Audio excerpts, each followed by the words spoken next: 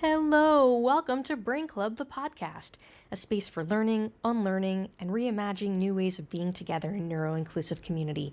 I'm Dr. Mel Hauser, Executive Director of All Brains Belong Vermont. Welcome to our brand new podcast. Brain Club is All Brains' full weekly community education program where we demonstrate our approach to neuroinclusive culture through community panels, guest speakers, and book chats. It's a place where we shift broader community awareness about the issues of concern and importance to neurodivergent people in our community and promote new ways of thinking and being in community together. It's a place where we transform culture by modeling what's possible with the idea that then you go out into the rest of your lives and carry it forward. You can already access all the recordings from our website at allbrainsbelong.org, but our community asked us to turn it into a podcast, so here we are. These conversations are not medical advice and they're not support groups. They're an invitation to think differently about health, connection, and how we build systems that include everyone. Each episode features community panelists sharing perspectives and lived experiences. We hope you'll listen with curiosity and reflect on what it brings up for your own life. In this episode, All Brains Belong community members share what it has been like to move through decades of life without knowing they were autistic, and what finally changed once they learned. Diagnosed in their 20s through 60s, our community members' stories reflect how much energy went into surviving, masking, and making sense of things without a name. This is about unlearning, re-narrating, and finding language that makes life make more sense. Thank you to our panelists, Kele Bourdeau, Amy Noyes, Sarah Knutson, Matthew LaFleur, and Zeph.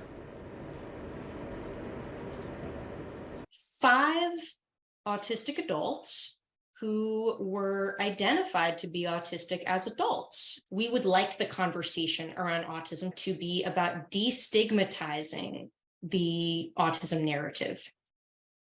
So when did you learn that you were autistic? And what has it been like to get to know your brain? I only recently had somebody else say, hey, you're right, you're autistic. So I don't even think it's been 6 months that I've comfortably said it to other people, and feeling confident, no, I got someone backing me on this. Right. But I have always questioned my neurology because of the things, because people do the things so easily, and it always befuddled me. Just in school, how do you just walk in on the first day of school and just do the things and not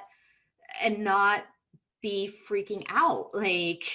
How does that happen? When I knew I was autistic, I was late diagnosed in January after my physical, which is age 23. Okay. And that was, when,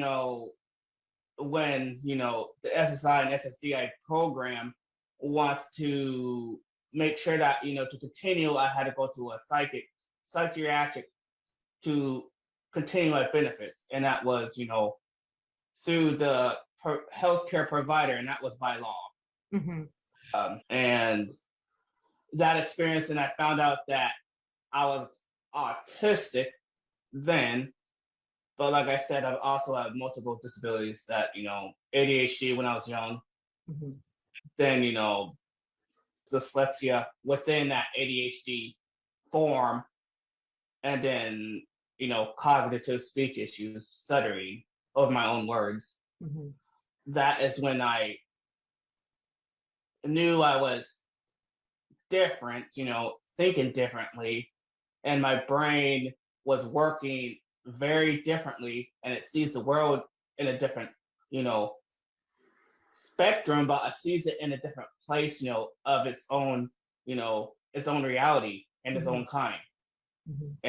And my brain, I actually love my brain the way it thinks, because I can see the world around me, but also I can see the world in me through other people and see their experiences, discussions, difficulties, and conversations. through a whole different set of lens. I first heard the idea, or someone asked me specifically, like autism was not on my radar at all for myself. And I had gone to see one of my spouse's college friends who I had never met before. And I wasn't a person who like shared a lot about myself, but I found through the weekend of hanging out that I was sharing a lot. I was in a really challenging time in my life. And it turns out that 2 years prior, they had been diagnosed with autism. And so the last day we were hanging out, we were in this really, really large restaurant in New York City, and it was really, really loud and tons of people. But we had gotten to know each other enough that it was like there was this comfortability. And in that conversation, that's when they had said, like, had you ever considered autism? And I had never. And I like, it didn't even cross my mind. I had very like stereotypical ideas of what it meant to be autistic. But they did this thing that like really changed my life. They put noise canceling headphones on my head. Wow. And they did it, like they put it on. And so there was something in the act of this connection with this person. And when they put them on, I think that they could see a shift in me. It was so palpable to have all of the stimulus. And in that connection with them in that moment, it was like the whole world like went away for a moment. And I think it was like really in that moment I knew. And even though I didn't know, but I got excited and I got really curious. I had come into contact with a blog or something that was written about the alien on the playground, and it was about an adult diagnosed assigned female at birth person who felt very alienated throughout their childhood. And I read this blog and recognized myself in it. At the time, I was partnered with somebody who had been diagnosed with Asperger's, which is a part of the spectrum, but that's what they were calling it when he got diagnosed. And I found the RADS-RITVO scale online, which is a clinically validated assessment tool. It's correlated between people who have autism and people who don't. And I took it and he took it, and my results wound up being even farther off the charts than his were. And that started me trying to get attention from my medical care professionals that I suspected that I had autism, because it says on the RADS-RITVO, if you score in this range, take this into your doctor to be assessed. I worked for about a year and then wound up in a space for about 4 to 6 weeks where I just couldn't do anything. And around this time, I would consider myself an autistic burnout, and I couldn't really leave the house, and I was having, up to 10 panic attacks a day. Like, it was just, my nervous system was just, everything was shutting down. And that was right when the lockdown happened. And so it was like, it saved my life, it felt like, in a lot of ways, because now all of a sudden there's no social interactions. I don't have to hug anyone.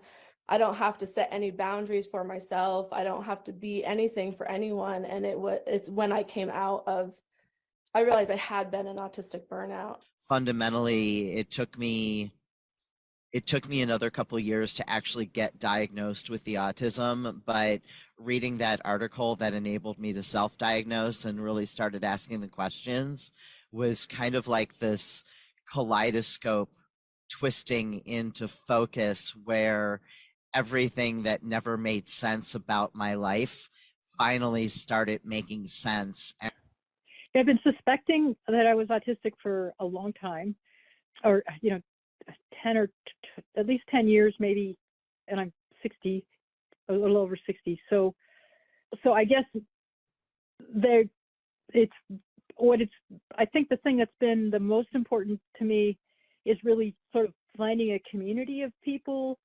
Right about a year after that, I found ABB, going into the Fox Market, a little market in East Montpelier, and they were donating tips to All Brains Belong for that month. And when I saw that, this is the place for me. This is where I'll start being able to exist in the outside world, because that still wasn't part of my experience. And ABB to me has been a way to have community, have social connections, to understand my body, to reframe mental illness into, autism, to take medicines that, simple medicines that have been able to make my mobility and my ability to be in the world different. And so I would say my therapy gave me a space to be myself in a way to myself, and ABB has given me a way to be myself and in community with others that I hadn't had in so long. What does being autistic mean to you? Honestly, the first thing that comes to mind is trauma. I don't want to be a downer or anything, but being an undiagnosed autistic for most of my life, I've had a really hard time with social trauma. I've had death threats as a result of me not understanding either social cues or what people are saying. And I have CPTSD that my psychiatrist has identified is as a side effect of having autism. Other than that, it basically means that my brain has differences in the way that it works and processes information. There are some things that it does really well. There are some things that it really sucks at. But fundamentally, I don't look at my autism as anything that needs to be cured. I look at it as a part of the natural standard deviation in terms of what is normal. If I had to guess, I would say, from an evolutionary standpoint, that most of us are probably really, really wired to be incredibly sensitive to social context and social cues and what the rest of society wants and needs and what other people are doing. And in a large way, that's great. It helps us to all get along. But if a whole society is off base, then, or going in a direction that isn't so good, evolutionarily, there probably needs to be at least a healthy minority of people that are able to not be so wired cued into what the social world thinks. I think that's healthy for society to have that minority. And I think it's really hard to be in that minority because that difference is not at all appreciated in the mainstream. Can you talk a little bit about the strengths and the challenges that you feel like go along with being autistic? My biggest, brain strength is insight and knowledge, a world around me, plus the environment, if it's toxic or welcoming. And, for me, that's my biggest strength is, my brain is thinking fast on its feet. And the way it sees the world's perspective view. My brain's weakness is trying to comprehend or doing too much overriding, comprehending the situation and trying to analyze it in its own way. But there's too much, background brain status noises that it makes it hard for my brain to comprehend on what to focus on. I'm really, really good at things like pattern recognition. I rely upon pattern recognition for survival. I'm also really good at working with things that are really complex. I have an ability to see both the forest and the trees at the same time. I guess what it means to me to be autistic is like to sort of be a moral conscience or sort of an outlier to the rest of society, saying an outlier or an outlaw to the society I'm living in, saying, I just don't see it the same way you do, and it doesn't make sense to me, and I think you're going in the wrong direction in this way and that way and this other way, and that you could be doing it. And so I'm often on the outs of it, and yet, 20 years later, I'm often not wrong. So, and it's a long time to wait. And by the time everybody else is caught up, I'm usually on to finding something else that I don't like. So, where just people understood things that I just didn't seem to understand. And I didn't know where they were getting the information. You know, like had Google existed as if I was a child, like I would have been Googling that all day long. Like, why is it so easy for people to do this stuff? Like, you know, all throughout school, I was a solid, like, I loved the middle of the school year. Like you're in your groove, you got your notebook that's already half filled in, you got the rest to go. There's no beginning of the year icebreakers, there's no end of the year zigzags. You're just on your path. And I've always said that about myself. And now I can kind of like look back and be like, well, duh, yeah, like, of course that makes sense. Like, it was comfortable. I knew the rules, I knew the expectations. That's when I tended to be more engaged in class because I understood the expectations. But beginning and end of anything is just so challenging for me.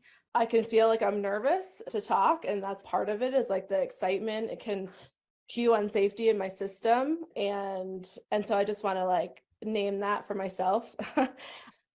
All of the ways that I had felt different or been made to feel different around like pickiness, being overly sensitive, controlling, highly anxious, even though those were all kind of separate points or relationships in my life, all of a sudden it came into this clear view under this one umbrella of this, you know, neurobiology or this difference. I think of it differently now, and so in that exploration of that, so I had always was, you know, very sensitive. I was always shy. It was really hard for me, but mainly what I was discovering was I had an inside world and I had an outside world.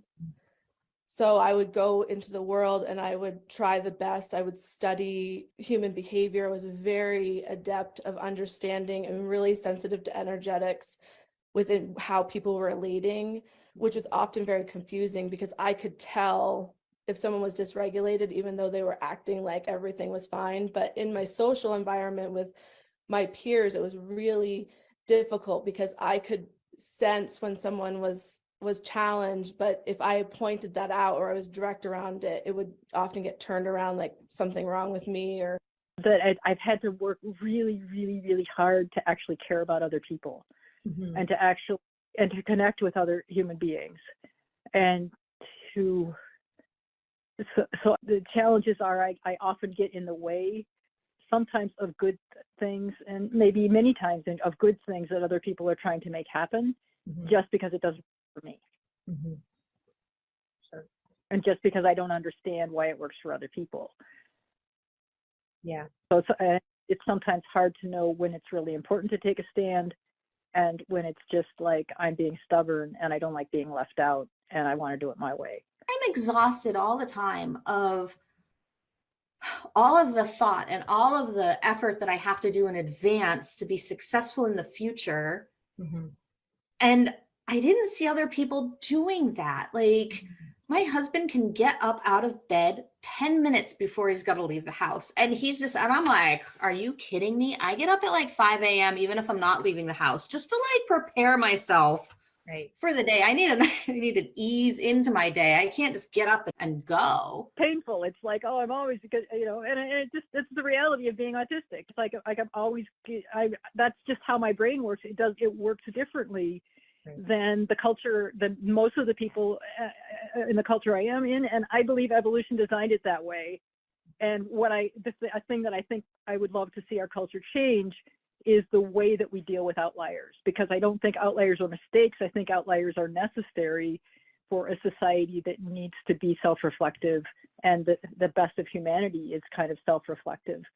So I think outliers are a good thing, not a mistake of nature, even though, you know, they slow down corporate production. How is your life different since learning that you're autistic? All of a sudden, like by started saying I'm autistic and learning about the autism community, all of a sudden there's this whole group of people that's like, oh my God, instant sort of social connection that otherwise I would sort of find piecemeal, case by case.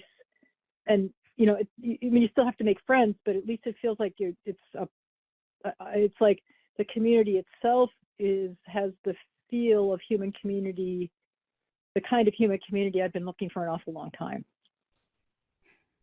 I'm glad to know, because it gave me more grace with myself. And it also just connected my son and I a little bit more. You know, when I told him, he was like, well, of course, Mom, that makes so much sense. You know me so much more than anybody else. And I'm like, I guess it does kind of make sense. Again, I'm the tree, you're my little apple, you know?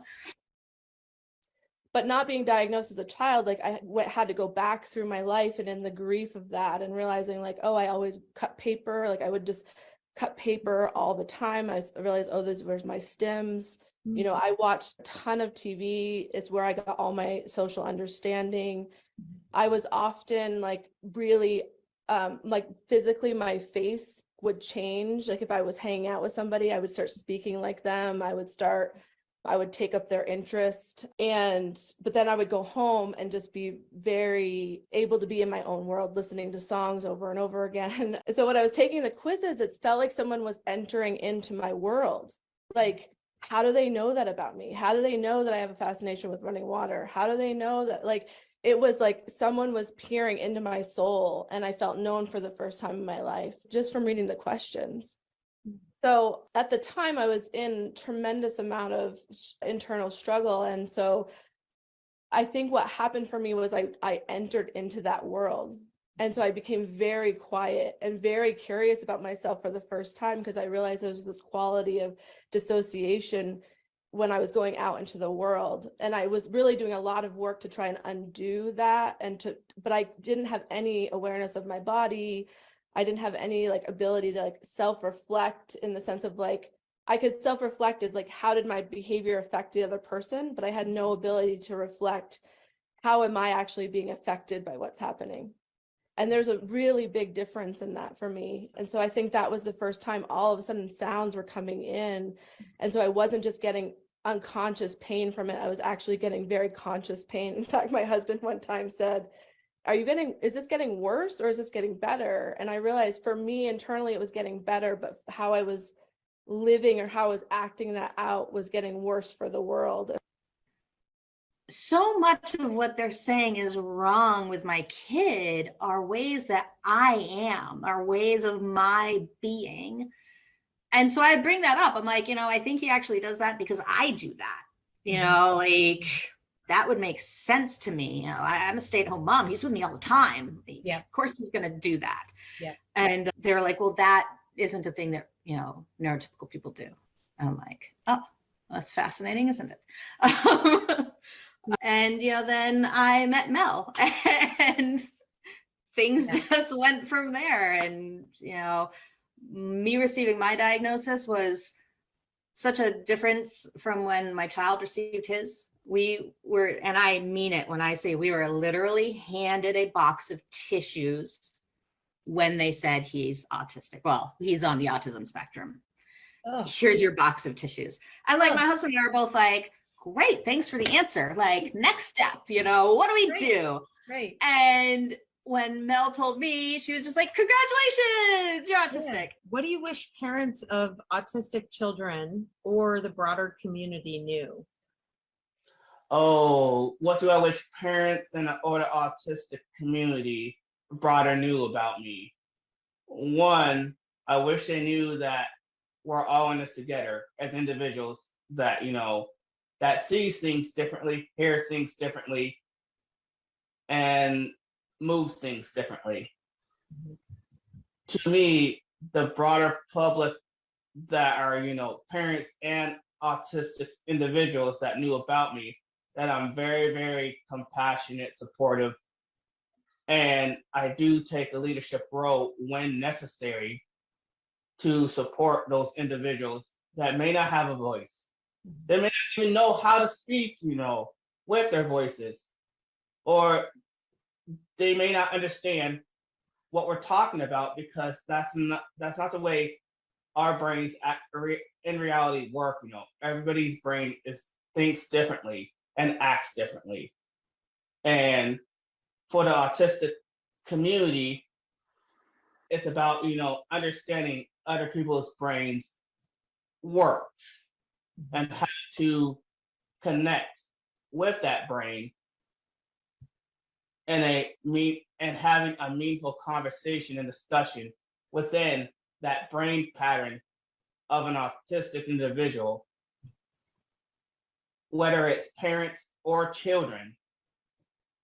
It's just having that conversation with them makes them feel like they're welcome and a bigger part of not only a bigger part of the picture, but a bigger part of the family together.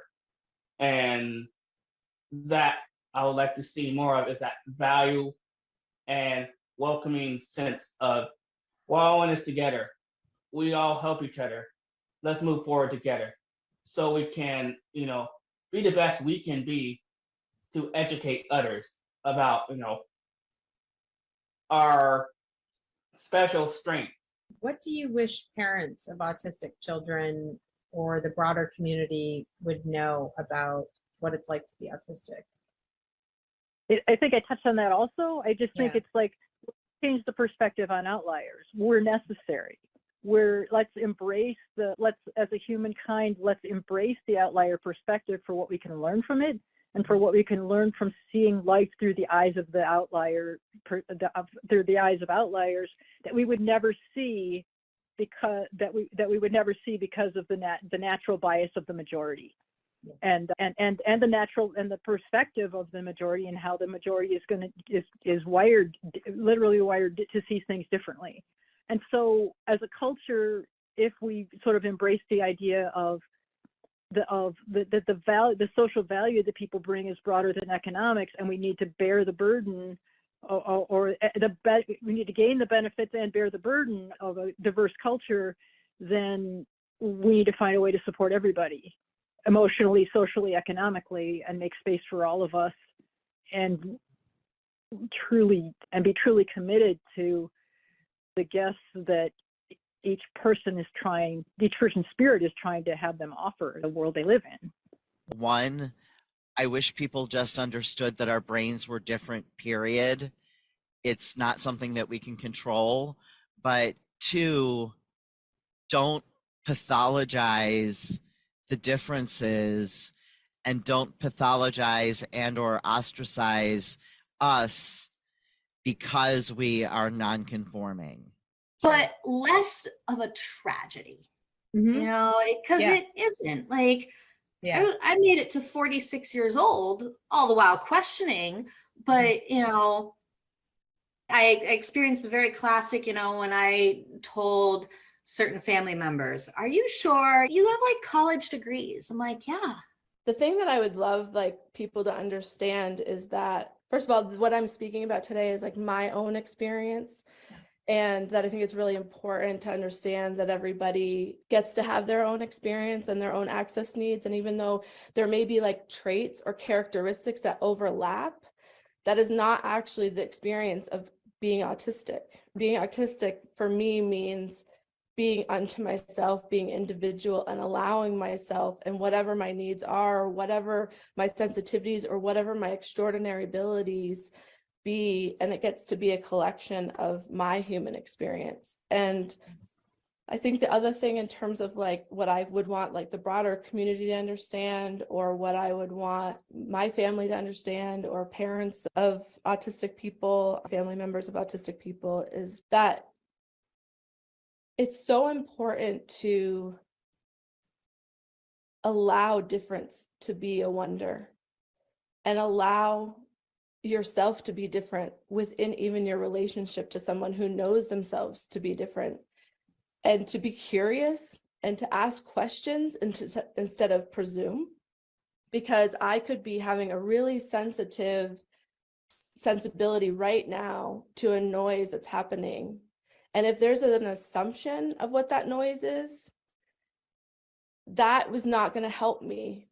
But if there's a curiosity around what does that feel like in your body, or could we identify what the sound is, it's such a radically different experience for me. And so I think for me, like, even like my face is all red, I'm really flushed, I'm super nervous, I want to be here. Part of that is my excitement, but part of it is having the attention on me of like, how will I be perceived? Am I safe? But also just like, that's not an easy way for me to exist if the tension is directly on me. Like, I've got to find another way, or I get to observe the experience.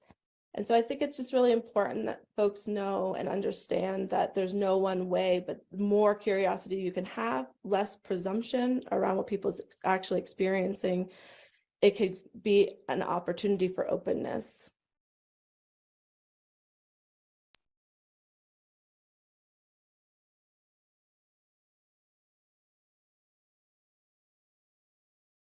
Wow.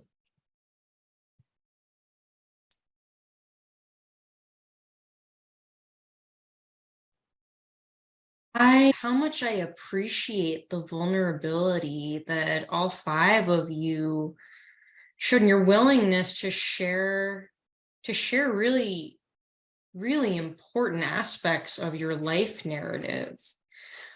Because I think, what is just continues to just, I have no words to describe this really, but like all of the pain that comes from feeling broken and alone and defective, and that you're the only one who is so broken. I mean, we watched 5 different people who, coming from all different perspectives and experiences, who had so much in common, just the 5 of you. And as you're talking in the chat, everyone's like, that resonates. Like, just, can you imagine what life could have been like if we all knew each other as little children? We were laying down the initial story of our lives and who we are and what our value is in society. I will read in the chat, many people sharing, thanking you all. Your bravery and your stories brought me to tears. There's so much that resonates with me from everyone's stories. Thank you for sharing your amazing thoughts and experiences.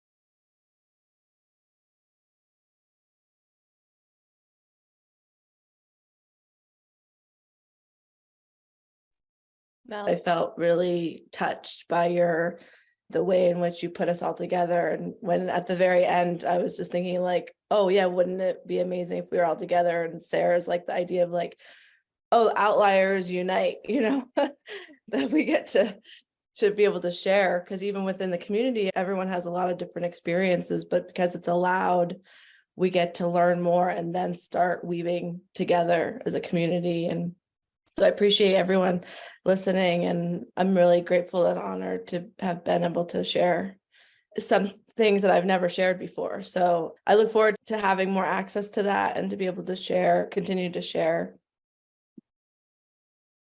Thank you, Amy. Kelly's saying something similar in the chat. It's such a, they've all been interviewed separately, but all speaking together. It's like weaving the fabric of the narrative. And though, of course, every individual is going to have an individualized experience, I think we heard some real threads of commonality that I think is really powerful.